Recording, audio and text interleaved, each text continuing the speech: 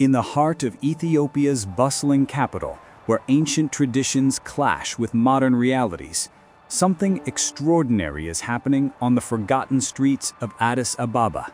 If you've ever wondered what it takes to change an entire culture's relationship with animals, or if you believe one person can make a difference against impossible odds, then this story will show you exactly how compassion becomes revolution. This is the story of a woman who saw suffering where others saw nothing, who chose action where others chose indifference, and whose mission to save Ethiopia's forgotten dogs reveals a truth that will challenge everything you think you know about heroism. For generations, Ethiopian society has viewed dogs as nothing more than tools, guard animals to be used and discarded. When they're no longer useful, they're abandoned. When they become inconvenient, they're poisoned en masse by local authorities who see them as nothing but disease-carrying pests. Into this world stepped Feven Melese, a 29-year-old music graduate who should have been pursuing a career in the arts. Instead, she found herself drawn to something far more dangerous, far more challenging than any stage performance. It started small, as these things often do. A few rescued puppies, a makeshift shelter.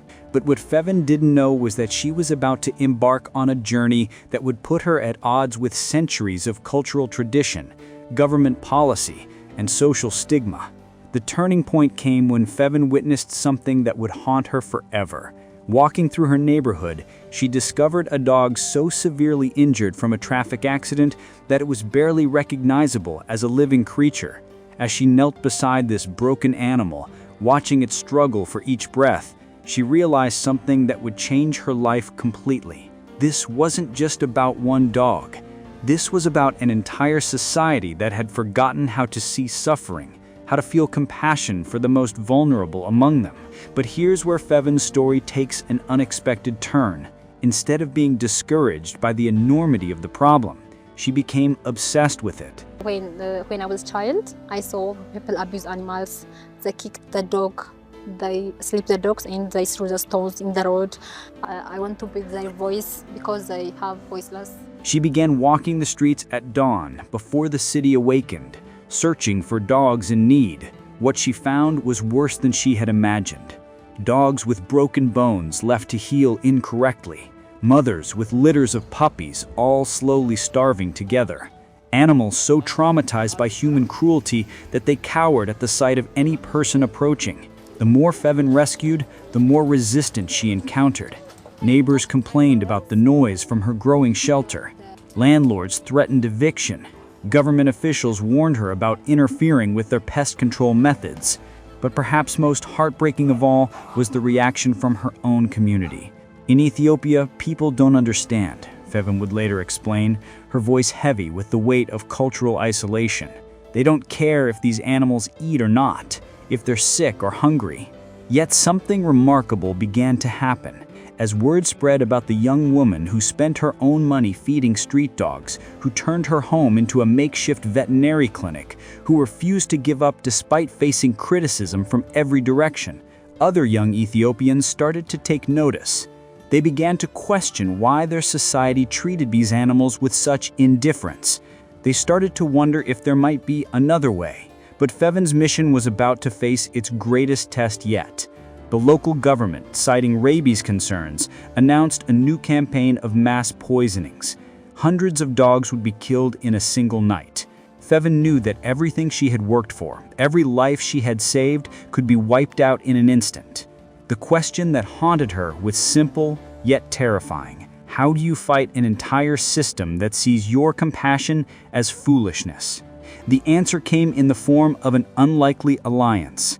Veterinarians, frustrated by the government's crude approach to rabies prevention, began reaching out to Feven. They knew what she was learning, that sustainable solutions required education, vaccination programs, and sterilization efforts, not mass killings. Together, they began to envision something that had never existed in Ethiopia before, a humane approach to animal welfare that could actually work. Today, from her small shelter on the outskirts of Addis Ababa, Feven oversees an operation that would have seemed impossible just 2 years ago. She houses 40 dogs in her shelter while feeding nearly 700 more on the streets each week.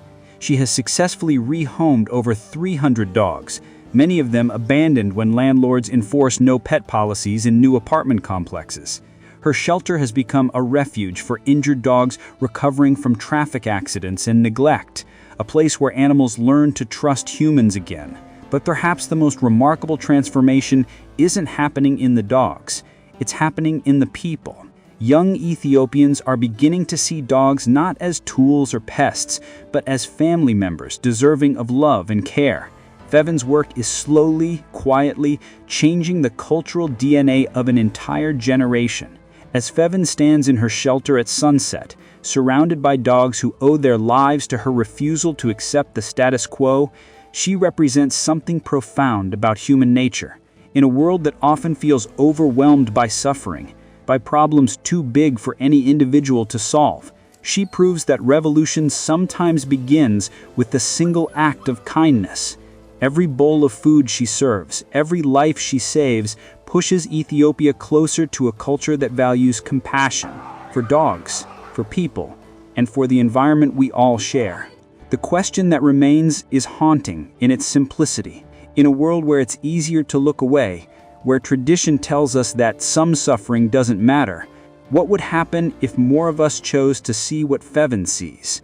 What would happen if more of us decided that compassion isn't just a feeling, but a responsibility? Because in the end, Feven Melese's story isn't really about dogs at all. It's about what happens when one person refuses to accept that cruelty is inevitable, that change is impossible, that some lives simply don't matter. And that, perhaps, is the most revolutionary act of all.